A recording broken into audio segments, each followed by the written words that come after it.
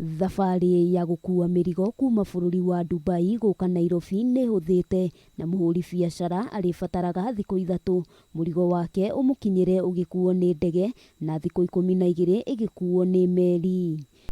Kũringana na mũrũgamĩrĩri kambuni-inĩ ya kũheana motungata ma ũkui wa mĩrigo ya Logistic Freight System Vincent Brank, mũgũri ũrĩa ũrĩkoragwo na ũnyihu wa mbeca atarĩkĩtie kũgũra mĩrigo kana akaga mbeca cia gũkuithia mĩrigo, kambuni ĩno nĩ ĩrĩrũgamagĩrĩra ngarama ĩrĩa ĩrĩkoragwo ĩrĩ ta ngombo.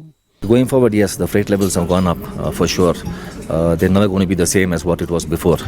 But being able to deliver customers goods in the required time is going to be important, and that is what we're going to strive to make sure that we reach these goals of getting the goods quickly for them and making sure that they don't lose orders with their customers. Ndeto ĩno ĩgũkorwo ĩkĩarahũra wonjoria kũrĩ ahũri biacara arĩa marĩgũraga mĩrigo bũrũri-inĩ ũcio, amu nĩ ĩrĩhotaga kũmakinyĩra ihinda rĩrĩa rĩagĩrĩire gũtarĩ na ihĩngĩca. And we have to come up with simpler solutions to the trader, to assist the trader when we have a plan where we are going to be